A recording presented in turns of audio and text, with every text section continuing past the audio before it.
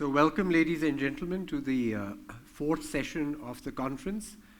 It's on an extremely important and interesting topic, export and innovation challenges.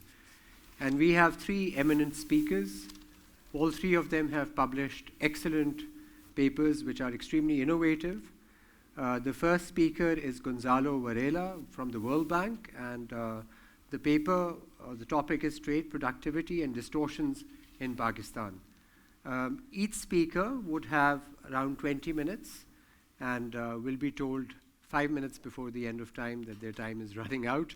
So I would request Gonzalo Varela to start his presentation. Gonzalo. Okay, well, thank you so much.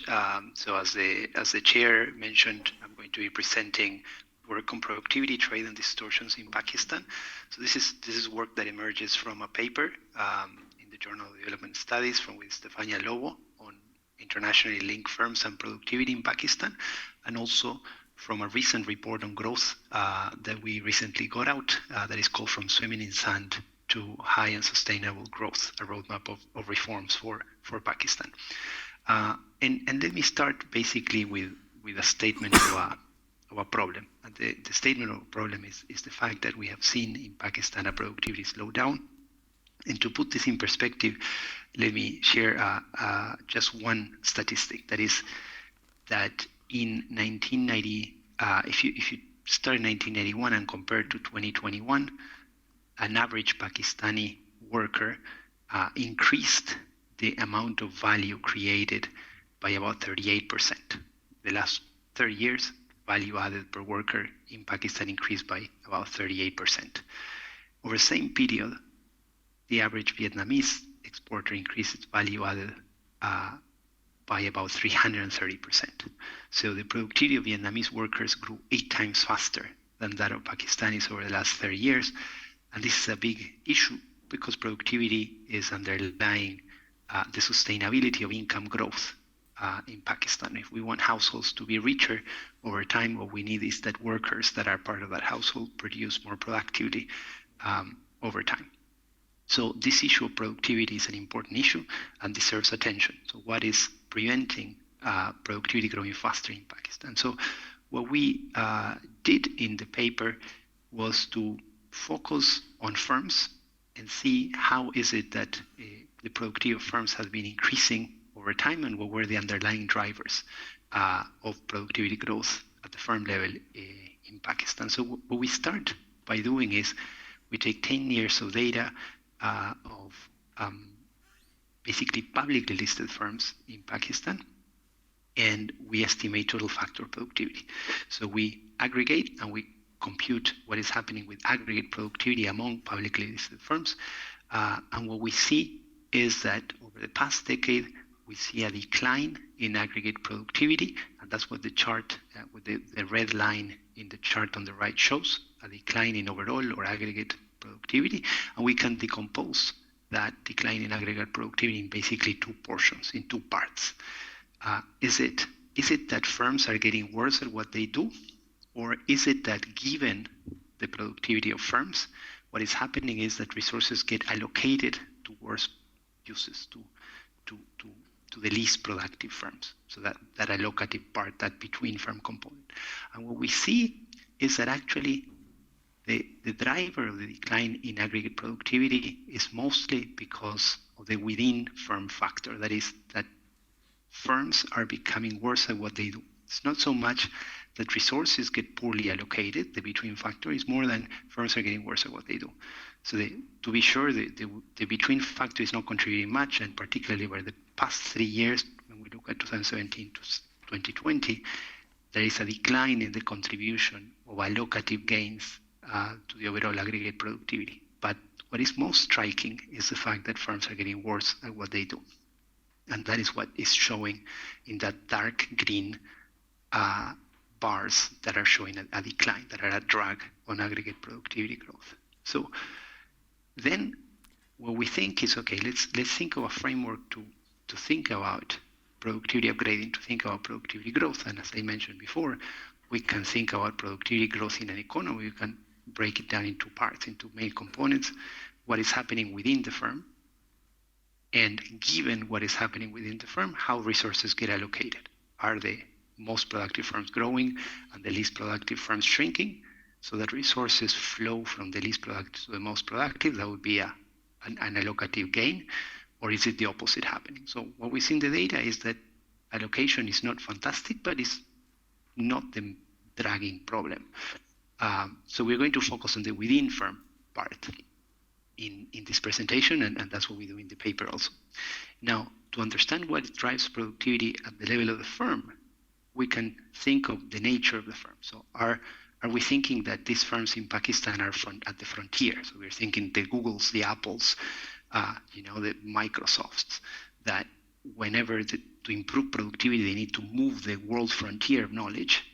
And if that was the case, then we would expect for these firms to become better at what they do. We would expect these firms to have to do R&D, and with that R&D leading to patenting of new technologies, of new processes, etc. But perhaps these firms are not at the frontier. Most likely in a developing country, firms are going to be far away from the frontier. And so to grow their productivity, what they need to do is they need to catch up with the frontier.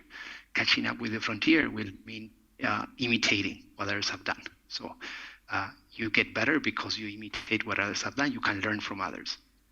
And to learn from others, to imitate, to catch up, we have three very important platforms that can help you. And that is, these platforms are related with getting exposed to what others do. And trade and investment integration is a great way of getting exposed to what others do. So you can get exposed to what others do by exporting and building supplier-client relationships with other firms in other countries in the world. So you can learn through exporting. You can also learn by importing. You can import machinery or equipment. You can import intermediate inputs that have embedded a lot of technology, so that you adopt technologies by having access to these goods that are, or services that are produced somewhere else with the research and development that other firms do. So you sort of absorb that research and development by importing. So intermediates or capital equipment can act as a conduit for technology transfers.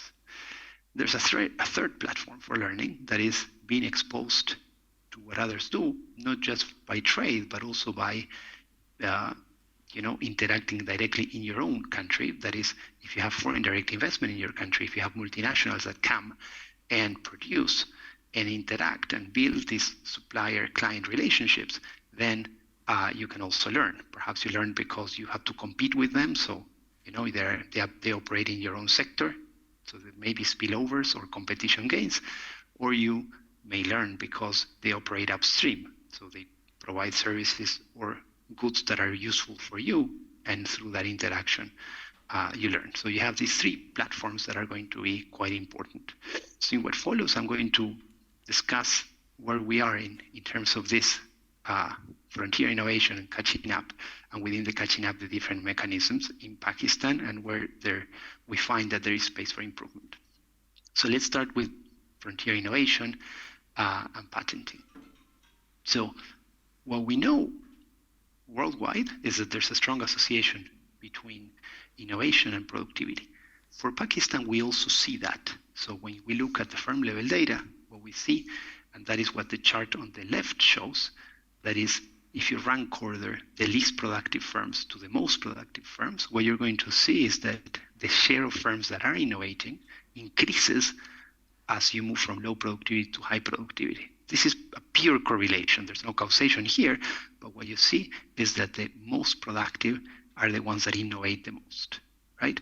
So that innovation productivity channel is active also in Pakistan. Now, when you look at how firms in Pakistan do in terms of patenting, given the level of development of the country. So this is a country level exercise. Actually, what you see on the right is is a scatter plot in which you have all countries for which we have data on patenting. These are patent grants that are given, and you have the investment in research and development that countries do, and the level of development of the countries. So if you look at that, you're going to see that actually Pakistan over the years, so here we compare the 2000 to 2010 and 2010 to 2020, Pakistan is pretty much along the predicted line. So what we're seeing here is that given the level of development of the country, given the research and development investment of the country, the amount of innovation the country is generating in terms of patents granted is aligned to what we would expect. Of course, if the country was more developed, it would innovate more. Of course, there is space for innovating more, getting more patents. That's just one indicator. But there's no big gap here between what we would expect and what they're getting. So that innovation channel is there, but perhaps, as I mentioned, at the level of development of the country, we expect a little bit more happening through the catching up process rather than from the frontier innovation process. So let me move to the catching up. And what do we know from the literature? What we know from the literature is that trade and investment integration are important learning platforms for firms. So there's a lot of evidence that firms, there's a link between productivity and exporting, and that link between productivity and exporting can run in two ways. There's a possibility that more productive firms get to export because there's selection, and this is what a literature that started in the early 2000s showed, that there is selection into exporting, and so you need to be more productive to be able to export. But more recently, there has been a lot of work being done, more sophisticated work being done on learning by exporting. And perhaps the seminal work is the work by Atkin and others, in which they do an RCT, in which they show that actually when you randomly allocate exporting opportunities to firms, those that get the exporting opportunities get better in a number of dimensions. And we can think of that as a productivity upgrading. This is a fantastic paper, Atkin et al. In 2017. And the Lockett also showed a little bit earlier that you can have both things happening at the same time, right? So you can have selection and learning happening at the same time. On importing and productivity, most of the literature that shows a clear link has focused on the link from intermediate input access into productivity. So thinking about intermediate inputs as key technology conduits, so conduits of technology transfers. So if you give access to firms to world price intermediates, then they have a wider set of options to structure their production processes, and that gives them a productivity edge, a productivity gain. And there's a lot of evidence on this, and our paper in Journal of Development Studies is a contribution to that literature in particular.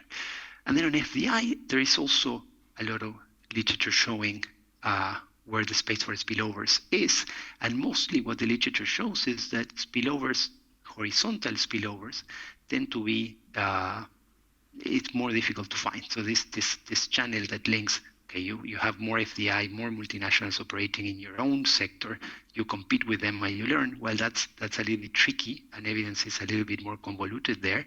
But where the evidence is more clear is showing that when the FDI, when the multinationals operate in upstream sectors, then there tend to be spillovers downstream. So firms that are clients of those multinationals tend to gain from the presence of multinationals because you have better services, you have better goods being provided in the market. So that's sort of our thinking, or our, how we connect to the literature. And then let's look at what is it that we find for the case of Pakistan. So the first thing that we look at is exporting as a learning platform.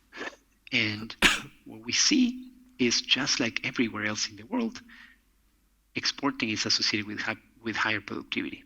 And part of this is selection, and part of this is learning by exporting. So if you compare the average productivity of those firms that never exported over the period that we are analyzing, that's what we have in column 1 of this table, and you compare that with the productivity of firms that have systematically exported over all of the periods, then what you see is an important productivity premium. The level of productivity is much higher in column 3 than in column 1. So exporters are more productive than non-exporters.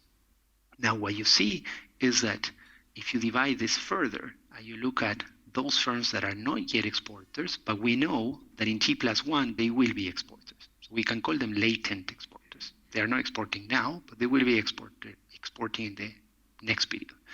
So when we break the sample into these 3 groups, non-exporters, latent exporters, and systematic exporters, what you see is that there's sort of a pecking order. So the latent exporters are more productive than the non-exporters, which means that there's some selection. So those firms that are going to become exporters are better than those that don't export. But also, as you export more systematically, you become more productive too. So these comparisons are for a given size class and within sectors, or with sector and size dummies. And what the comparison shows then is that there are these productivity gaps that are showing selection into exporting, but also learning. So if there is learning, then it may be a good thing from a public policy point of view to think about how is it that we can stimulate exporting in Pakistan, because there's a learning process taking place. Now, when you look at actually what has been happening with exports, and probably most of you know what has been happening at an aggregate level, but when you try to break down that decline in exports as a share of GDP that had fallen from 15 at the beginning of the century to about 9%. Now, what you see is that exporting platform for learning has been shrinking. And it has been shrinking both because the share of listed firms that export decreased from about 60% in 2012 to about 50% in 2016, but also because even within those firms that continue exporting, the share of their sales that are exported has also been declining from about 35% to about 27% over the period. So exporting is a force for productivity upgrading, but exporting as a platform, as a learning platform, has been shrinking. Firms have been turning away from export markets and focusing more on the domestic market. Let me now switch to importing as a learning platform. And as I mentioned before, I'm going to be focusing, there are many ways in which you can link importing and productivity, but I'm going to be focusing on one channel, that is what happens when you give access to firms to import intermediates at world prices, or when you reduce import duties on intermediates, you reduce import barriers on intermediates, what happens to their productivity.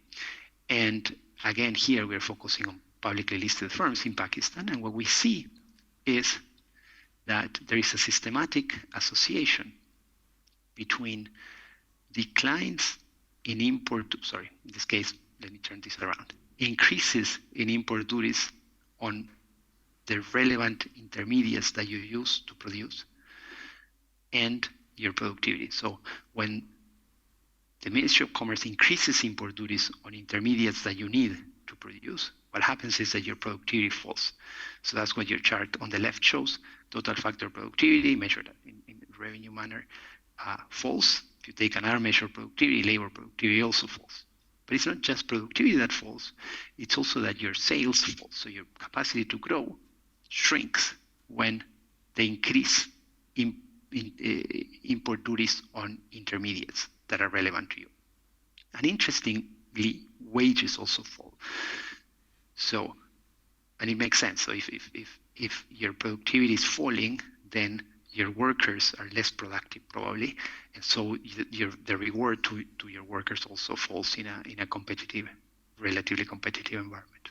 So what we wanted to do next is we wanted to check what type of firms are more affected from these increases in import duties on intermediates. And in principle, we know that firms that export, so exporters have access to duty drawbacks. So exporters in principle get exemptions on the duties paid on intermediates that are used for the production of an exportable product. This happens in Pakistan, it happens in many countries in the world.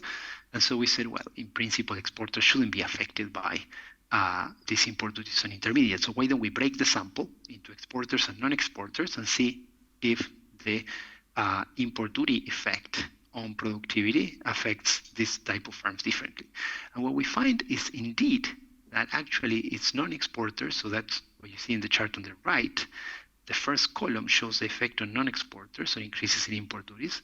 The second effect on exporters. And what you're going to see is that the effect on non-exporters is significant and negative, and the effect on exporters is negative, but it's not statistically significant. So that effect that we saw on the chart on the left is driven mostly by what is happening with non-exporters. The interesting thing is we went out and did a pilot survey on how these duty drawbacks for exporters work, and we got a lot of complaints from exporters saying that it's a complex process, it takes a lot of time, and for small exporters, they were struggling to get the refunds. And so we broke down exporters further into small and large, and what we see is that small exporters were affected by import duties charged on intermediates, and large exporters weren't. So these duty drawbacks worked for large exporters. Large exporters were insulated. They don't care about import duties on intermediates. But small exporters were sort of in the same box, in the same bag as the non-exporters. Gonzalo, sorry to interrupt. Can you just wrap up? Because we're running out of time. Apologies. Okay, I'm finishing. So what has been happening? So what we are seeing is importing is a learning platform, but that platform has also shrunk, just like the exporting platform has shrunk. Why has it shrunk? Because the economy has become more inward-looking. And we say that because trade costs have increased, in particular import duties have been increasing. Chart on the left shows average import duties increasing. Chart on the right side shows the import duties on intermediate goods for most sectors also increasing when we look at the last 10 years. So let me, I have only 1 more minute left probably, but FDI is the last one, the last learning platform. And I'm going to rush here, unfortunately, but basically what I'm going to tell you is that with FDI, also what we see is that there is selection and learning. So multinational firms are more productive than local firms in Pakistan. That is both because when multinationals come and acquire firms, they acquire better firms. So there's that cherry picking that is akin to the selection in exporting. But there's also that firms that are acquired by multinationals get better over time. So there's also a learning process. And let me move to the spillover story.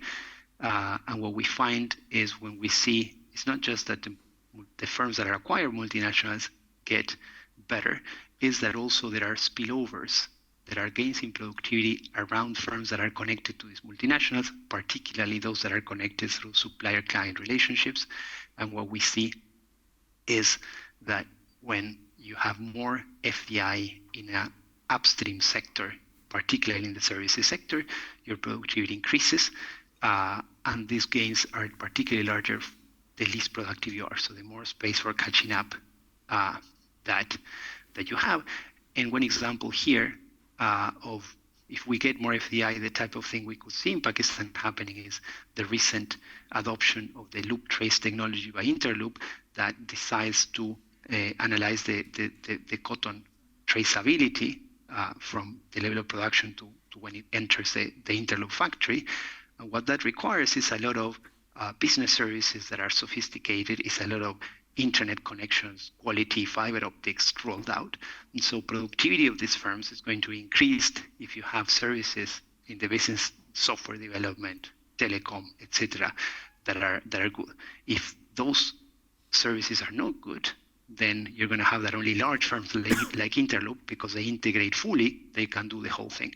If you have those services being provided very well because you have a lot of competition and FDI, then you may have smaller firms that also can develop full traceability, for example, of cotton in the textile sector, and that's going to increase their productivity. Now here again, and I'll finish with this, FDI as a learning platform in Pakistan has been shrinking, in part because FDI has been falling, but in part because most of the FDI that comes focuses on the domestic market, focuses on selling domestically rather than building an export platform in Pakistan, and that's what we see when we do a text analysis of motivation. So to conclude, productivity growth has been stagnant in Pakistan, implications on sustainability and income growth. The imitation and learning is the most important platform given the level of development, and yet most of these learning and imitation platforms have been shrinking in Pakistan as distortions have been turned the economy more inward looking. And despite all this rhetoric that we're hearing about reshoring or nearshoring, integration still poses a great opportunity for Pakistan to grow sustainably. I'll stop here. Thank you so much. Sorry for running a little bit longer. Thank you very much, Gonzalo. This was a very interesting presentation, basically saying that exporting firms are more productive than firms which are concentrated in the domestic market. And once you export, through learning by exporting and through competition, your productivity tends to go up. Now, the second paper actually is connected to the first one. So it's by Nida, Jamil. It was published in the Journal of Development Economics, and they explore that whether Pakistani firms post FTA, whether their exporting firms' productivity has gone up or not. So Nida, Jamil. Thank you. Thank you very much. And the title is Trading Textiles Along the New Silk Route, the Impact on Pakistani Firms of Gaining Market Access to China. Hi all. So as recently mentioned, this is my very recent paper. It's my job market paper, very recently published in the Journal of Development Economics. So trading textiles along the New Silk Route, the impact on Pakistani firms of gaining market access to China, with Teresa Chaudhry, my supervisor, and my co-supervisor, Azim Chaudhry. Now, China has been making a big push to expand its influence, particularly under the Belt and Road Initiative. And in fact, its investment in Pakistan predates the BRI, starting with the development of the Gwadar port, and ultimately there are many projects that are underway under CPEC. Now, critics are often concerned regarding the growing dominance, military dominance of China within this region, and what that means, especially for countries like Pakistan and Sri Lanka, where they're actually accumulating a lot of debt because of it. Now, at the same time, what China has done is that China has powered many of these investments with soft power initiatives, like giving countries like Pakistan and ASEAN countries access within the Chinese market. Right? So now we explore the Pakistan-China Free Trade Agreement. Now, much of the analysis that's there, in empirically looking at free trade agreements, most of it is where they look at what happens if we domestically lower the tariffs and foreign products come in. So a lot of imports come into our market, and what does those imports do within the local market? Right? That's much of the literature focuses on that part. Now we do the other thing. Now, of course, when you enter into a free trade agreement, you lower tariffs, imports come in. But the other thing also happens, that the foreign country lowers their tariffs, and your products, they go into their market, they gain higher access. So this is what we look at. So as a result of the Pak-China FTA, China also lowered its tariffs for Pakistani products, and as a result, many Pakistani products got access within the Chinese market. So having a greater market access, that's what we look at, and we specifically focus on the textile sector. So we explore that, once textile manufacturing firms got access within the Chinese markets, how did their firm dynamics change? So background of the Pakistan-China FTA, so tariffs started declining around in 2000, and then the official FTA, the first phase of it was signed in 2006. Now, what we do is, since we're looking at the textile sector, we divide the textile sector into 5 main segments. So that is spinning, finishing, technical clothing, and interior. Now, these are the tariff rates that China imposes on Pakistan, the average tariff rates. So we can see that tariff rates have declined, and for Pakistan, spinning is the least protected segment, right? So, but still, there's a decline, but still the tariff rates are positive. So the least protected segment is spinning. However, interestingly, if we compare, this is for the year 2000 to 2010, so that's the time period of our analysis. If we compare the tariff rates that China has imposed on ASEAN countries, by the end of 2010, they were actually around 0. So that means that, for example, if the tariff on Pakistani product goes, let's say, from 10% to 5%, the Chinese importer who's importing Pakistani products still has to pay a 5% tariff rate. But for the same good, if he buys it from the ASEAN countries, he has to pay a 0 tariff rate, right? So, I mean, we should be happy that, the tariffs have gone down by half, but they're still positive, right? It's the ASEAN products would be much cheaper for someone who wants to import from China. So what's happening with the FTA? No surprises over here. Pakistan's imports from China are growing at a significantly higher pace as compared to Pakistan's export to China, making the FTA in favor of China.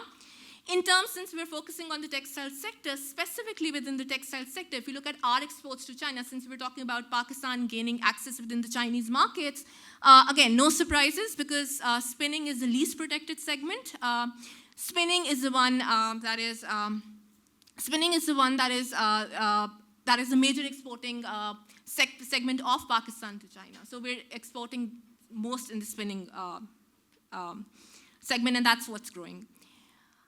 So what we do is we actually use the Census of Manufacturing Industries, the CMI. So we have it for the year 2000, 2005, and 2010. We construct an unbalanced panel. So since the FTA was officially signed in 2006, we treat the first 2 years, 2000 and 2005, as pre-FTA, and 2010 as the post-FTA. So if you look at the top multi-segment firms and multi-product firms, we see that the composition of firms within the CMI has changed. Over time, we have more multi-segment firms, more multi-product firms. In terms of the exporters and non-exporters, again, a clear self-selection. The exporters, even before the start of the FTA and even after the FTA, in terms of the inputs, the exporters are much bigger in terms of capital, labor, and material as compared to non-exporters. The other data that we get is from the UN Comtrade data. Then we have the tariff data from the tariff database. And then we have the textile export transaction database. So this is a very rich data set that actually, sorry, is there a timer on? There's a very rich data set that actually tells us the export destination of each firm. So we map this onto the CMI to actually see that which firms are exporting, and then do they have China as their export destination or not. Okay, so we estimate productivity using a bunch of different methods.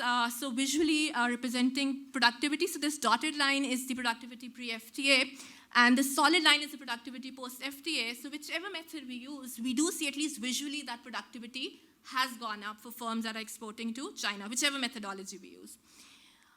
Now, in this, what we do is, in panel A, we look at the impact of the tariff change under the free trade agreement on productivity, and then in panel B, we look at the impact on the product quality of the firms. So I start off by looking at the impact on the overall textile sector. So this is for all the segments. We see that productivity and quality have gone up, but these numbers are much less than what we actually see in literature. The numbers in literature are much higher. They're somewhere around 15%. So productivity and quality gains, but very limited within the textile sector. Then next thing that we do is we pick up the three main segments within the textile sector for Pakistan, and much of this gain in productivity and quality comes in from the spinning segment. That's the least protected segment by China. Okay, next what we do is we take this coefficient and we actually multiply it by the change in tariffs. So on average, 65% on average tariffs were declined. So in order to look at the net impact of the FTA, so whichever methodology we use, so we entered into this free trade agreement, what is the net impact? Now, net impact of the FTA on firm level productivity is around 3 to 8%, whichever methodology we use, and within the spinning segment, it is around 2 to 8%. The gains for quality are even lower. So it's the quality improvement as a result of this free trade agreement is just around 1 to 2%. Okay, next what we do is we actually look at the relationship between productivity and quality. So the question is for firms in Pakistan, is productivity and quality, are they complementing each other? So in other words, for firms, as their productivity would go up, will their quality also go up?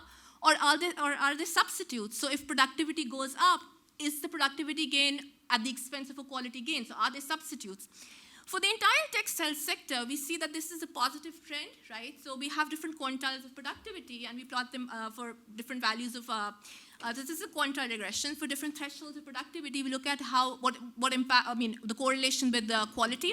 We see overall it's a positive relationship. It's an upward sloping line. The red solid line is the OLS coefficient, and the green are the quantile regression coefficients.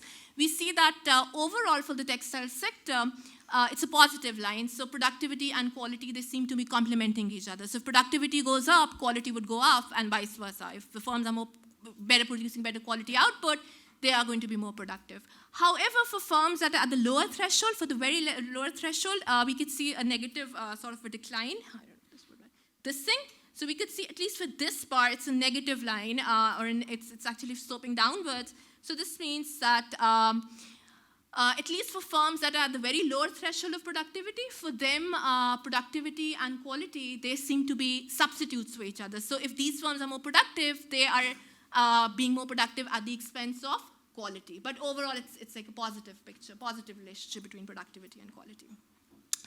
Next, what we do is we specifically focus on firms that are exporting to China, not the entire textile sector, not just all of the exporters, but firms that specifically have China as their destination. Again, whichever methodology we use, we do see productivity and quality gains, but limited as compared to what we find in literature.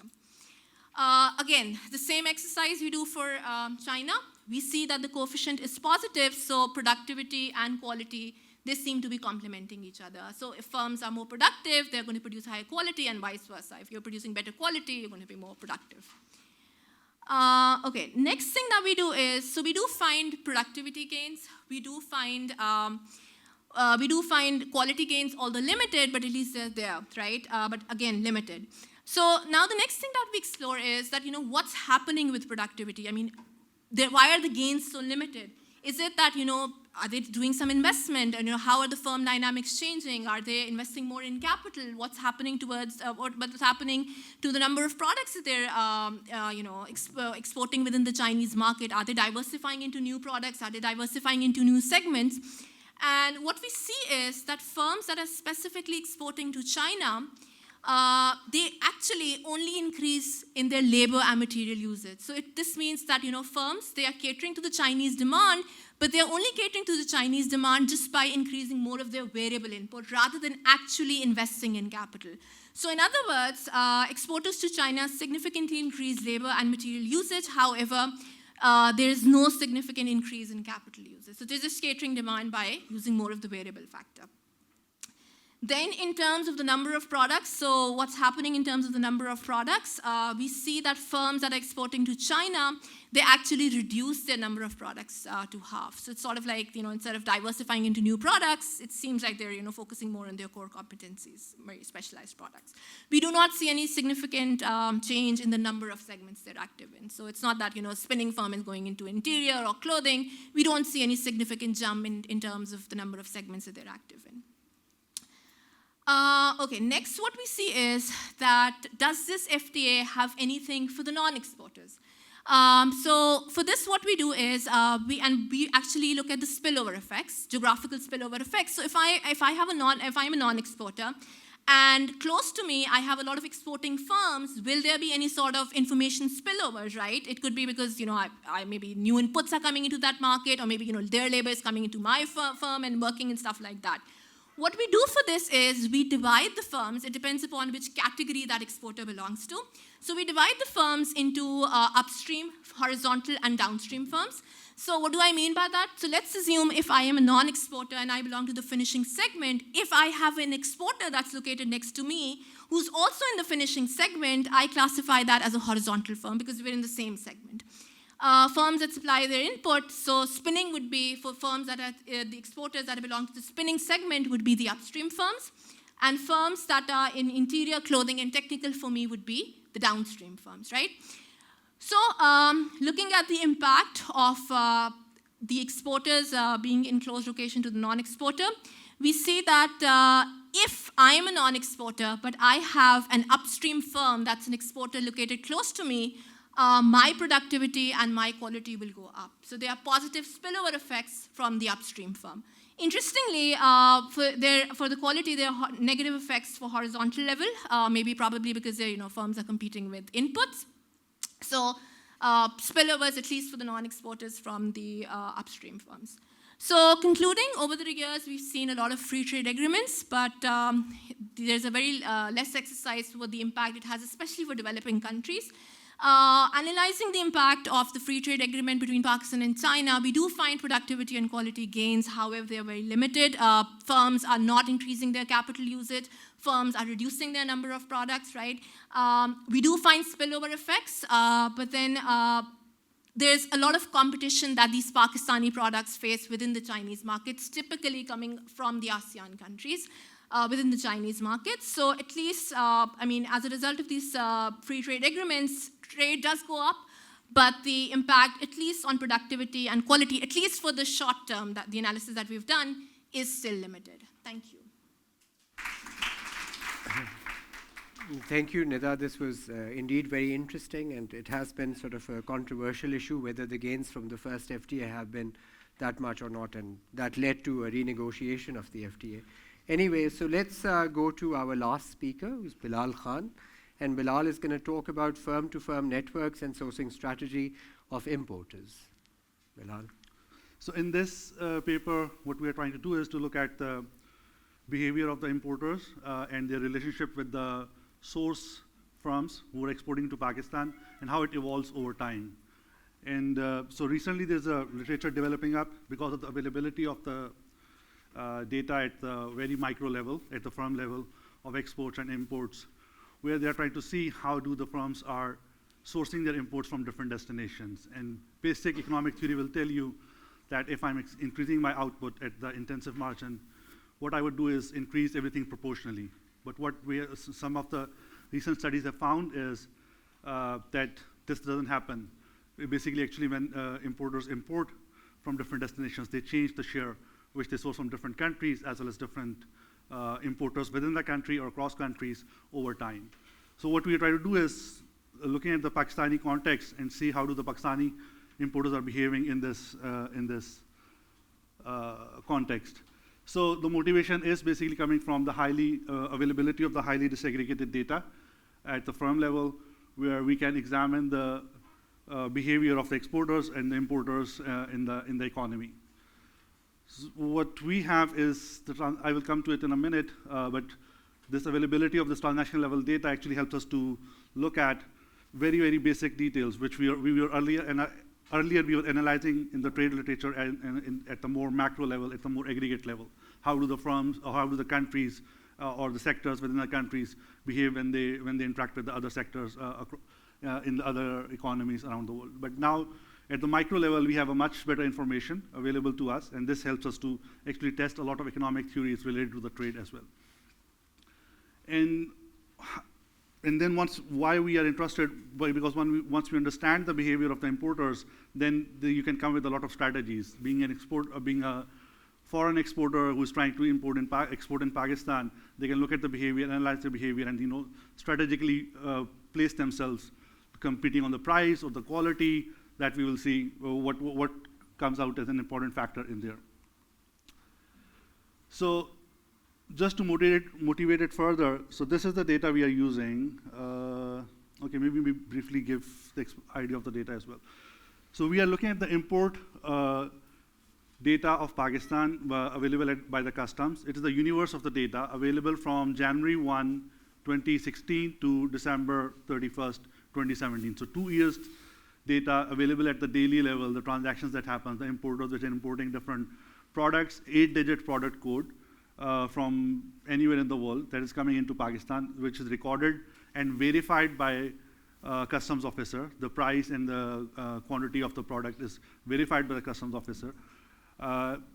And there are more than nearly, for these 2 years, there are more than 5 million observations that we have in our data set. And here what we have done is we have aggregated the data, and this is at the importer product level. So what we are looking at is looking at how many, a specific importer is importing a specific product from how many different source firms or the source countries. So the circle is the source firm, and the triangle is the source country. So when it says one, trade partners one, it effectively means that pretty much every importer product group in our data is importing from one specific, every importer is importing a specific product from at least one, is exactly one source firm. And you can see that 90% of the importers, more than maybe 98, 99% of the importers fall into this category. So every importer has at least one product which is importing from exactly one source firm. 2 would mean that basically 58% of the importers are importing one specific product from at least 2 different source firms. And proportionally, we can see like less than 38% are from 2 different source countries. So it's the one product which is being imported from 2 different countries. This is kind of showing the kind of variation we have in the data. So earlier we might be a bit we were actually, ourselves were a bit apprehensive that maybe these 2 years data in Pakistan, we don't have a lot of importers. In total, we have 33,000 importing firms in this data set. So we might not see a lot of variation going on in there, and a lot of sourcing strategies being used by the Pakistani importer. But here we are becomes a bit more confident, because once we notice that at least there are 68 or near 58% of the firms are importing a specific product from 2 different, and similarly you can keep going down. And there are like nearly, I think, more than 1,000 firms which are importing from a specific product from 10 different sourcing firms from abroad. So let me share the results right away, and then we can discuss how we have reached these results in a while. So it's mostly a stylized fact. What we are suggesting here are the stylized facts. We are not claiming anything causality in which direction it's flowing, but based on some economic theory, we can make some intuitive results from there. So what we notice is the firms differ markedly in how they allocate the spending shares. What do they mean is that, over time and across different quarters, the firms are changing their spending on the imports they are doing. And they change their shares from across countries, they change the shares across the source firms for a specific product, a very specific, very detailed 8-digit product. So this also holds for the Pakistani data as well, as I said in the beginning. So we also find the similar kind of results which people have found for the other economies. And firms often have multiple suppliers of the same narrowly defined product, and they frequently change their suppliers. We also find diversity in terms of the quality measured by the price differences. So we not only notice that the importer is importing a very, very wide range of price levels, not for each and every one, but many of them have significant number of importers are there which are importing across a wide range of price level for a specific 8-digit product code in a specific quarter as well. So we don't see, and we kind of hunch that this might be because of the variation in the quality is demanded by the importer. And firms, the aged the relationship of the firm is, so the longer our relationship lasts between the importer and the source firm, so the share of that specific source firm increases over time. That's what we noticed, even in a very small duration of this data set. What would it be? We have some kind of suggestions about it, which we'll share in the end. So, as I mentioned, the data is basically a universe of all the imports which comes into Pakistan from January 1st, 2016 to 2017, and it's a standard industrial classification code that we are using. So there are more than 6,000 different kind of 8-digit product codes in there, 33,000 different importers which are importing products into Pakistan over there. And one more statistics that I would like to share before coming to this one is that what we were interested in was how big is the change, move from quarter to quarter, like maybe it's just like 0.1%, 0.2%. So we use the cutoff of 10 percentage point to actually just test how big jumps happens between the data set. So out of these, there are like nearly 1.2 or 1.8 million observations that we will be using for the regressions, and among them, what we notice is that more than 300,000 observations have a change of share of a specific source firm among the importers' total imports by bigger than 10 percentage points from one quarter to the next quarter when they import their product. So here we also share some of the similar kind of results that on average there are more than 19,000 importing firms which have more than one partner, and then you keep going down. So there are like at least more than 1,100 firms which are importing from 10 different source firms in there. And there are, so firm product quarter groups are approximately 1.2 million in there. That's what we'll be looking at. So here we further test what is the relationship between the size of the importer, so what's the total value of the imports being coming in a specific quarter by a specific importer for a specific product, and how many different source firms as well as source countries you can get into. Controlling for the importer fixed effect, controlling for the product fixed effect, quarter fixed effect, or the quarter fixed effect as well. And similarly, we also look at how many ones, if you are importing from many different importers, so N is the number of source firms that importer is importing from, and this coefficient of variation of the price. So we look at how much, if there's a bigger dispersion, so if you're importing from different source firms, is there a bigger dispersion between the in the between the prices of these different source firms as well, or not. So looking more at when I'm sourcing from different source firms, when I'm importing from different source firms, is there a big variation among those firms as well in terms of the price of importing as well or not? So what we find over here is that looking at the import size in terms of log of imports, so the bigger is the importer, so the more import you're bringing into the economy, so the more different kind of source firms, more number of source firms you are using it for. And this is for a specific product, right? So if I'm importing a product X from, and I'm one of the biggest importers, so there's a very high chance that I will be sourcing it from more number of source firms as well as source countries as well. So the first two columns look at the source countries, and the next two columns look at the source firms, which are the foreign sellers. And it's kind of intuitive that the number of foreign sellers coefficient is double or bigger as compared to the number of source countries, because within the country, as source country as well, there can be different source firms that we have looked at. And similarly, when you look at the price variation as well, we also find a similar kind of relationship that when I'm sourcing from many different source firms, or when I'm importing from many different source firms, I see a bigger variation in the price as well for those ones. So now let's come to the main results that we want to stress in this paper, is looking at the age of the relationship. So we notice that once the importer and the foreign seller for a specific product, their relationship lasts longer in terms of the number of quarters they survive, so that it becomes more biased towards that specific source firm or the foreign seller in this case. And here S is basically the share of a foreign seller J based in country C of a specific product P in this quarter T for this I importer. So this will give me, if I'm sourcing $100 of a specific product from, I don't know, like some foreign firm, and divided by the total number of imports that I do for a specific product in that quarter. Whereas this will be the age of the relationship, and here we try to think a bit, because age is, in this sense, it's not that every time when I import. It depends whenever first time I show up in the data set, which is total number of 8 quarters, the 2 years data, so the total is the highest, or the biggest age could be 8. And the first time when I show up, when our relationship shows up in the data set, and then maybe next couple of quarters I don't import anything, and after that I import again. So after 3 quarters I will import again.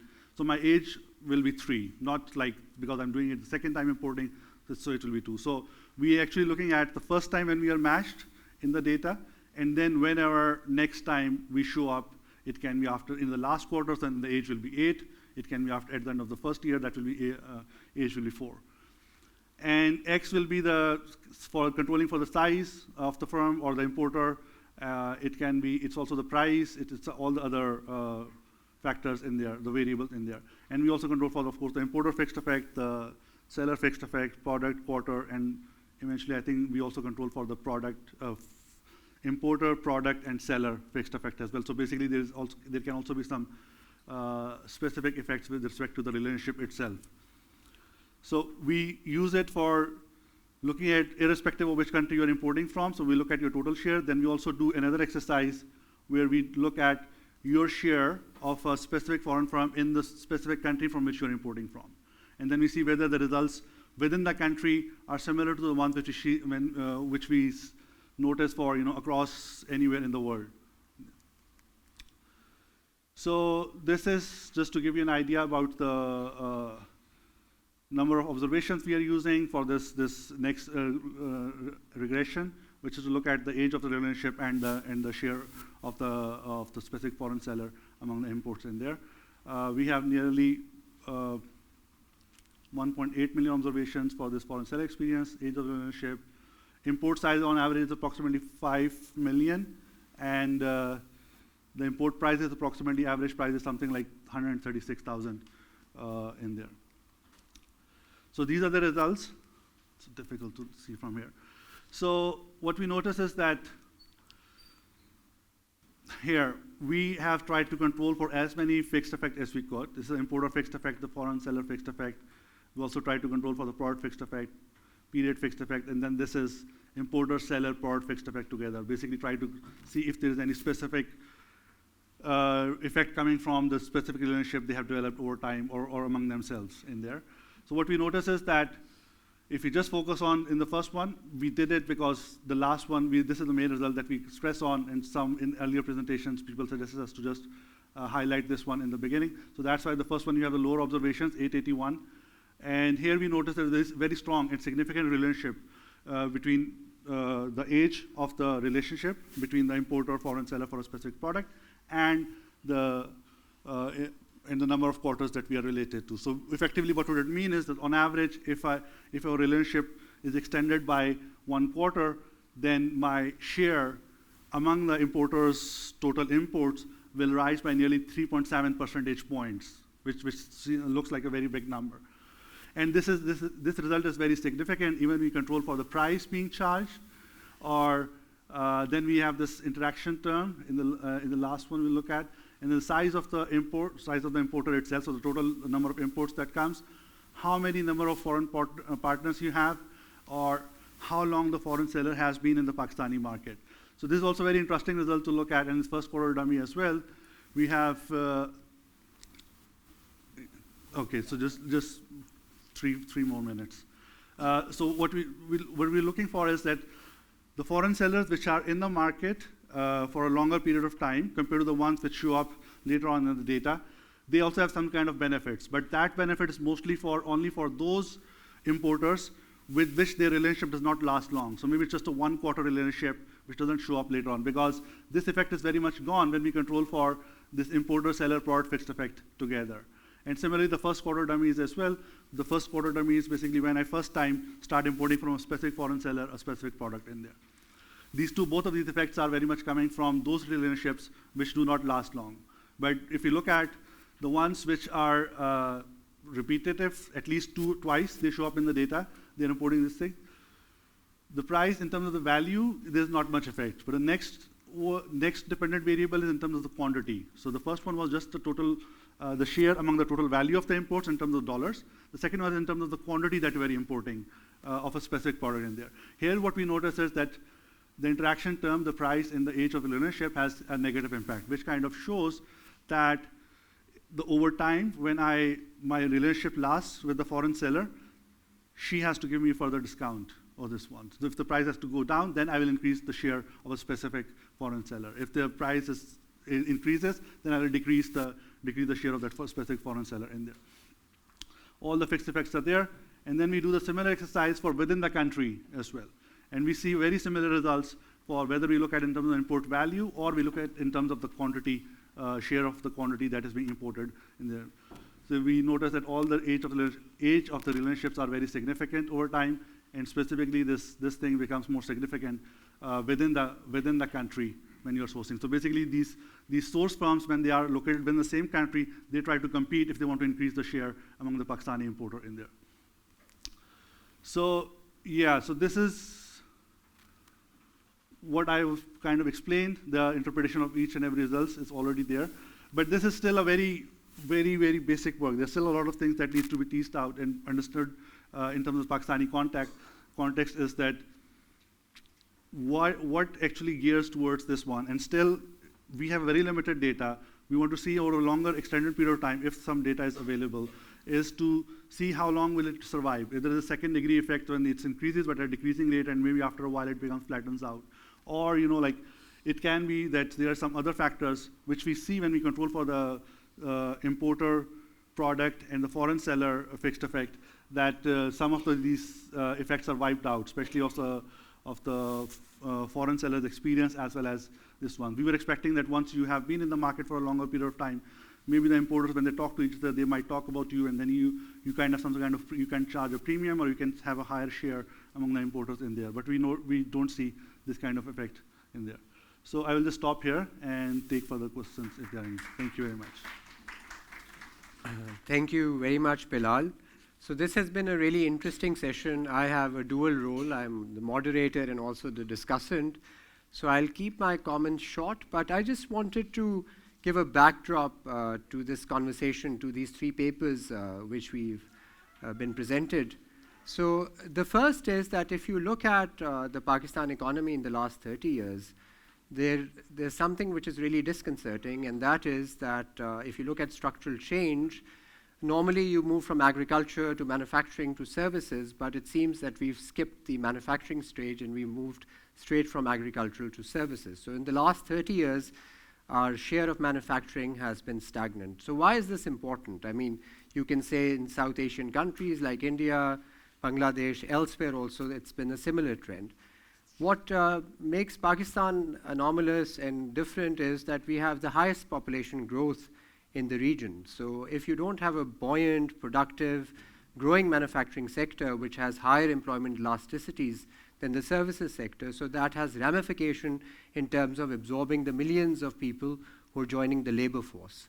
So that's the first thing which we need to think about when you talk about manufacturing productivity and growth. The second thing which is disconcerting is if you look at export performance in Pakistan, in the last 20 years, since 2000, the export share to GDP actually has dropped. So it was 10%, 16%, 17% in year 2000, and now it's hovering around 10 or 11%. And that's one of the reasons why we get into a balance of payment crisis. Had our exports been growing, had our exports been more than another $10 billion, $15 billion more, then perhaps we wouldn't be in the situation we are in. And if you look at our exports, if you look at the mix of exports, we've again for the last 30, 40 years, we're stuck in the low end of the value chain of say textiles, which is 25 to 30% of our exports, in fact perhaps even more. And we're not in the high-end value, we're not much into apparels, we're not into women's garments and technical textiles. So again, stuck in the low end of the value chain. The third thing, which is also a cause of real concern, is that if you compare Pakistan to, again, regional countries, South Asian countries, we have the lowest saving and investment rate as a percentage of GDP. So it's around 10%. In India, Bangladesh, it's around 20%. So clearly, I mean, in some sense, the first order problem with productivity seems to be investments. Okay, we need to increase our investment rates. Now, and that is a problem if you look at last 10 years, why have investments not gone up, say in the manufacturing sector or in the services sector? So one looks at rate of returns in these various sectors, and one sees that there's one sector in the Pakistan economy whose rate of return no other sector can compete with, and that's the real estate sector. So most of the investment has been going into the real estate. In fact, there's been disinvestment. People who have been in manufacturing have actually disinvested and gone into real estate, which is not that productive. So going now to the questions, and these are sort of questions and comments to each of the speakers. So to Gonzalo, I mean, your paper was really, really interesting, and I read the background papers, and it's also very rigorous analysis you've done in terms of productivity. My first comment and question is, I mean, looking at sort of the immediate problem, don't you think the first order problem of the Pakistan economy is to raise the investment rates?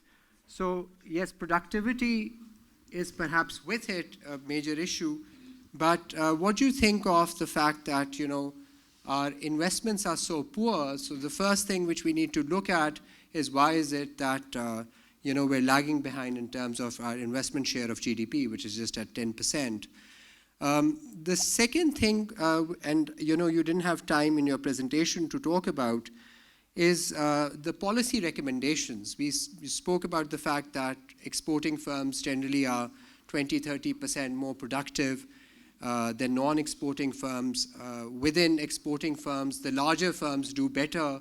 The smaller firms have major issues in terms of certain policies or subsidies given by the government, such as duty drawback taxes, duty drawback schemes on tariffs. Again, smaller firms can't, because of the procedural costs, they can't seem to get the duties, by the government.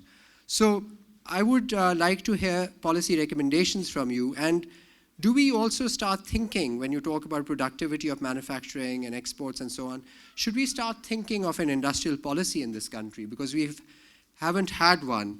And when you talk about industrial policy, so it is a contentious issue. There are two strands of thought. One is that, you have these standard horizontal intervention, which talk about sort of improving infrastructure, skilling people, giving credit to those who are rationed out, the small and medium enterprises in particular, so on and so forth. But then you have these vertical interventions, which are sort of picking the winners, and that's the contentious issue. And I was reading your paper, and it said that, the government, in terms of policy, should actually target the new exporters, the new products, the new activities. So does the government, with all its lack of capacity and other issues, have the ability to do that? So those were the questions to you. Nida, I'm sorry, my back is towards you. Your paper was also extremely interesting because it addresses a rather sort of controversial issue, which is trade with China. And what one sees in data, and which you showed, was that when we signed our first FTA back in 2006, so obviously we can't compete with a giant manufacturing giant as China, so we expected a huge bilateral trade deficit. But what we were perhaps expecting in terms of market access to exports, that did not quite happen.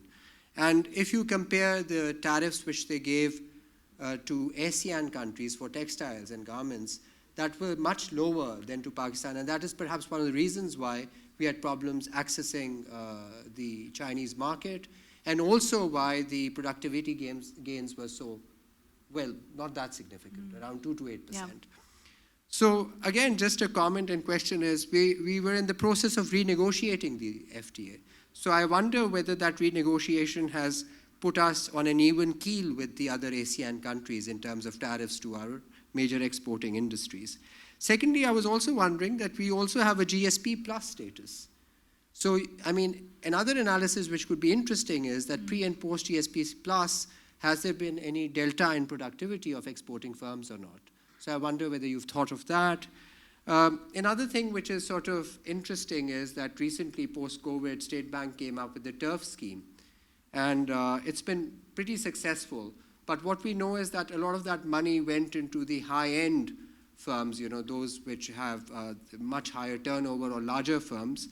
But still, it did spur growth in textile and also increased demand of import of textile machinery. So that's also an interesting sort of policy intervention, and we see a direct effect in terms of greater capital investment and increase in textiles. Obviously, that now has come to an end, it seems, because of this given stagnation of the economy. Finally, to my friend Bilal, very interesting paper, and just a couple of interesting observations. We were doing a study some time back and looking at Sialkot, Wazirabad, the Golden Triangle of Pakistan, and trying to answer this question, why do small firms find it hard to grow and so on. And what we found was that, interestingly, the surgical sector in Sialkot, and this is a dated study, so this is around 7-8 years ago, so they were exporting surgical equipment to India. And they were very proud of the fact that, they were much more competitive than their frenemies across the border. But what was interesting is that we asked them this question, that don't you have sort of issues in terms of exporting goods, because India had a lot of non-tariff barriers, a lot of procedural customs issues and so on. And obviously there were a lot of gray areas which were deliberately created, just to increase the cost to trade. And to our surprise, what we found out was because they had a long, in the sense, term relationship which they had developed over years with their importers across the border, speaking the same language and everything. So they managed to circumvent a lot of those procedural constraints and the non-tariff barriers. So they found, despite all the problems which one would think are there with trade with India, a longer-term relationship between sort of the exporter and importer actually reduced costs. So I thought that would be an interesting thing. Another interesting thing which we found about Sialkot was that whilst Wazirabad, which is another cluster which has sort of most of it is light engineering, the general trend was amongst not the 3 or 4 big fan manufacturers, for example, but the smaller ones, small and medium ones, There are a lot of these, the transition was from a laborer, foreman, to a manufacturer.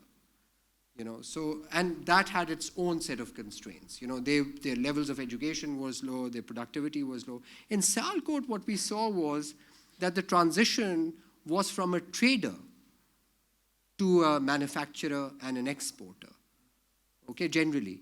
And and their trading experience got them the contacts, got them the information, and so on, to actually become more successful as manufacturers and exporters. So I just thought of these two interesting elements when you talk about sort of long-term relationships with traders and how it can benefit overall trade in sectors. So this is it for me, and I'll now open the floor for questions from the audience. So anyone?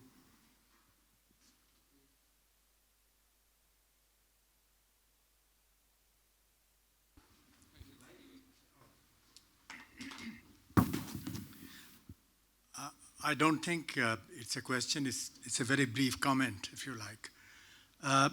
Dr. Nida Jamil, she gave a very good presentation on this, but I was just thinking back in the farm, where this productivity and quality actually comes from.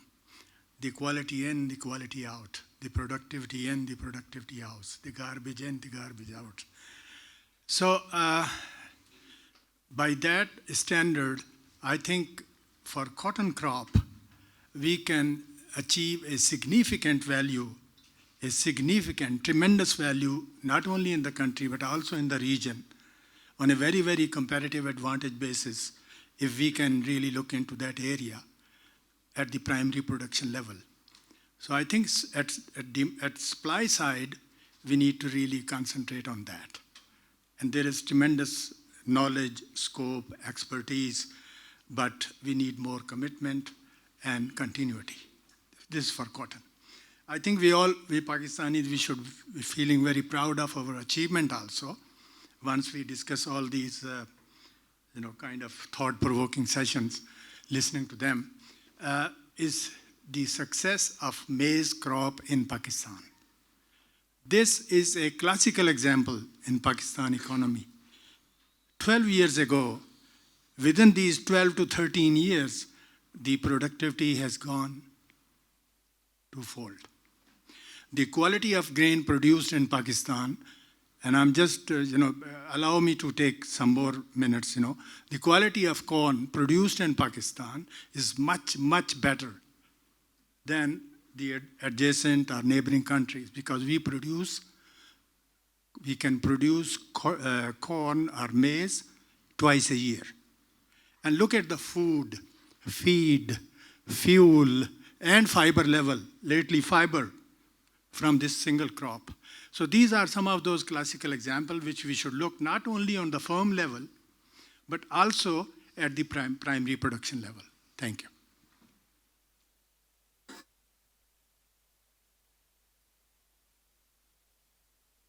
A couple of questions, and then we'll go to our speakers. Thank you for very fascinating presentations. My question is to Dr. Bilal Khan.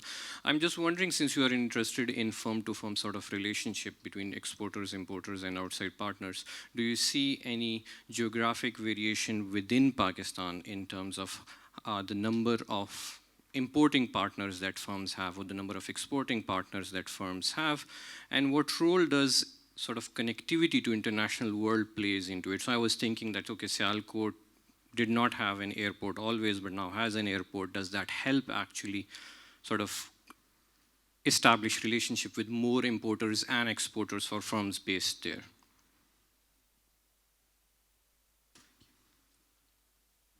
This one here.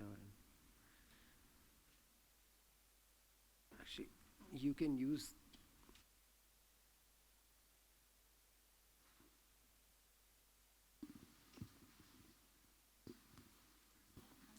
Okay. Thank you very much, all three of you, for a very interesting session. Two questions. One is for Dr. Bilal Khan. I wanted to just know, when you're talking about import sourcing strategies, aren't those, because in textiles, they're essentially buyer-driven networks. So isn't that to some extent dictated by the buyer?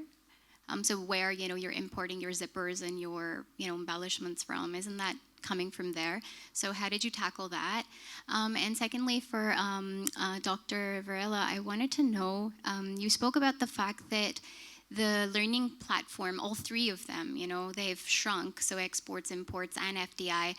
Which, in your opinion, is the most significant, do you feel, for a country such as Pakistan, in terms of where most of the efforts need to be concentrated now? And this also ties back with Dr. Turab's question on policy recommendations. Thank you. Comments? So, to our speakers, Bilal, you want to go ahead? Yeah. So thank you very much. So just a bit of comment on Professor Turab's end-role evidence. So I think we also notice that once the relationship is established and it goes for a longer period of time, then they actually try to keep this relationship. The foreign firm will also try to give you kind of a discount to increase their share and keep it longer. But in the Pakistani data, in this 8 quarters, we also see a lot of entry and exit. Basically, a lot of relationships are just established for a quarter and then it doesn't come back again. So in this sense, I think once you have some good relationships, once the foreign seller has kind of revealed them to be of a better quality, the relationship will carry on. But if it's not, that will very much cut out within the same quarter as well. Coming to Yasir's question about the impact of different geographical importers' location, we don't know the exact location of the importer, but what we can look at is that through which port, it can be airport, it can be a port, it can be a dry port, through which port the product has entered Pakistan. And we try to control for those effects, and not for this paper, but for another one. And we didn't find any significant impact of whether you are importing through the airport or whether you're importing through like Faisalabad Airport, there's a Sialkot Airport, Lahore Airport, Karachi Airport. We can also identify those ones. And also whether it's through Karachi port or whether it's like through Afghanistan, the border, that one. We didn't find any significant impact of those entry points into the Pakistan in there. And that paper was you looking at, how you report the value of your import. So we have, in our data set, we have the value reported by the importer herself, as well as the custom officer, which she verifies it as, what does she think, given the product category, the 8-digit code, and whether it's coming from looking at the previous quarter's data, she can actually check, and then whether this makes sense, the price being quoted or not. In terms of the value being reported, we didn't find much of an impact in that regard.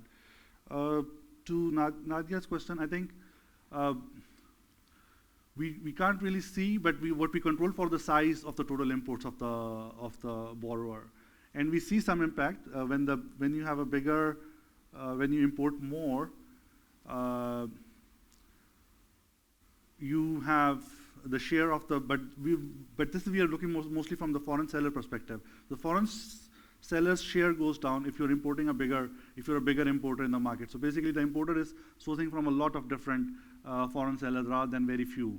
So what we notice in Pakistan's case, the bigger is the importer, the more sourcing firms you use to import your product. You might negotiate on the price. So there we see in another paper earlier, we noticed that some big importers, they can negotiate a price better as compared to the smaller importers in Pakistan. And in this results too, we noticed that over time, if the relationship lasts longer, so basically if the importer is still happy, she will ask for a bargain. She will ask for a better price from the foreign seller in this regard. I hope I answer your question clearly. Gonzalo, can we go to you? You're still around. We can see you. Hi. Yes, of course. Thank you. Turab, your question was a very big question, so it's going to be difficult for me to answer it in a limited amount of time. But let me say a couple of things.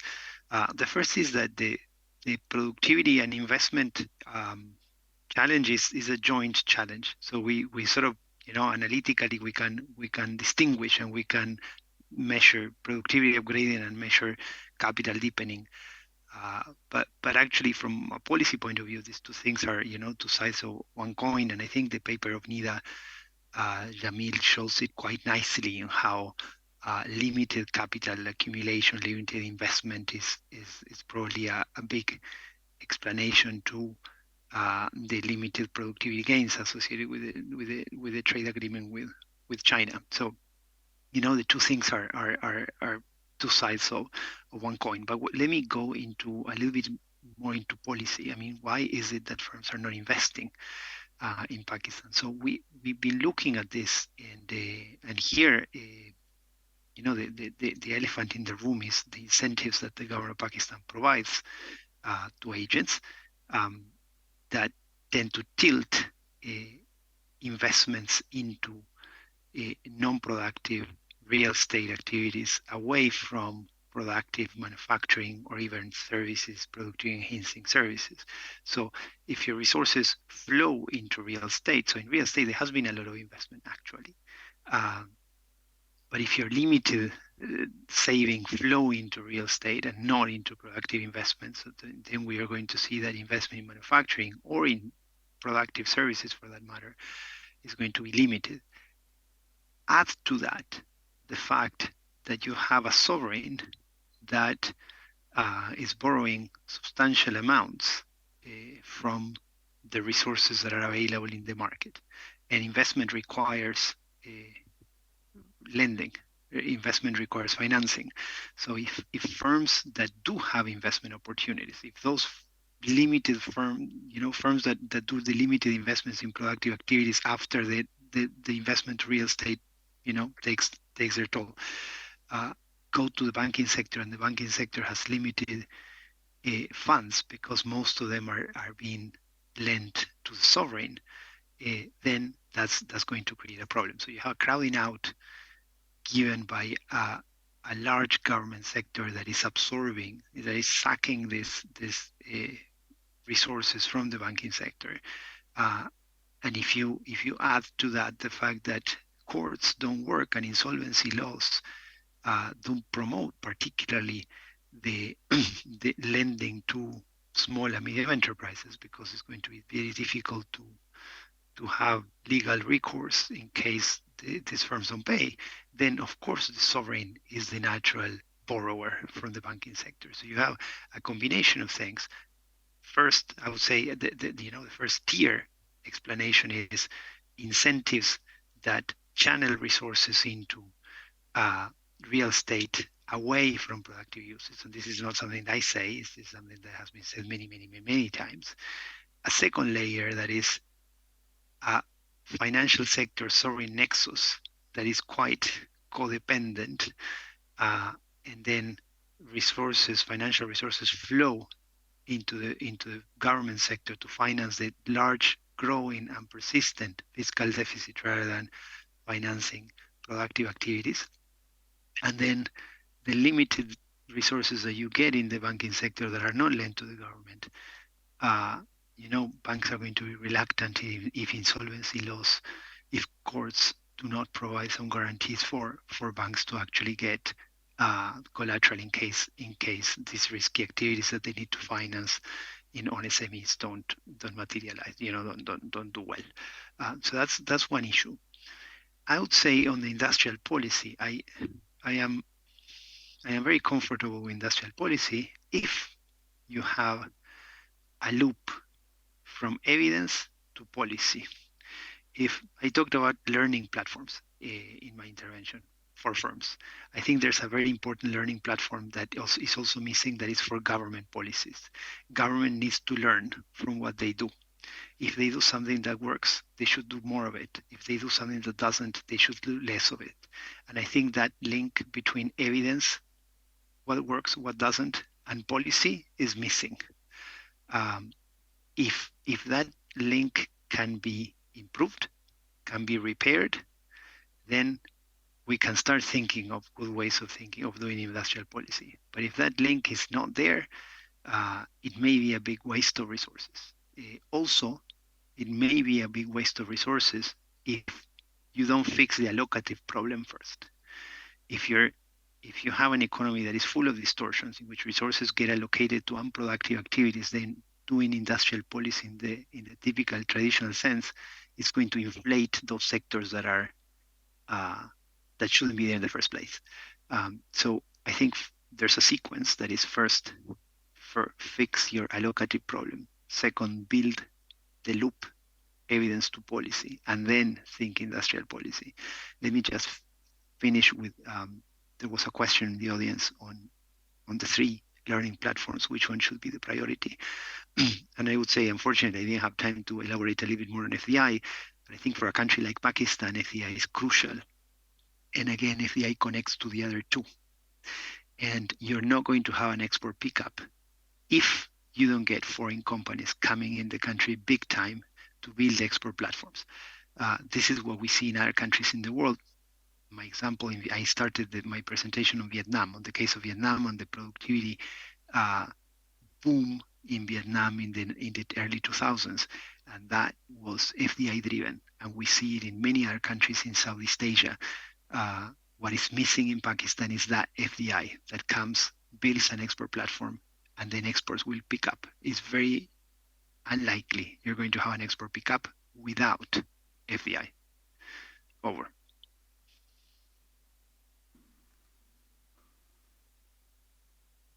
Great. So thank you very much, Gonzalo, Nida, and Bilal, for the wonderful presentations and insightful results you shared and the interesting discussion which followed. Thank you very much to the audience for sitting here and listening to us and asking the questions. I think tea and coffee awaits. So apologies, but the session with on rural futures in Pakistan with Dr. Ghazala Mansouri and Dr. Imran Rasool is now underway in Syed. Okay.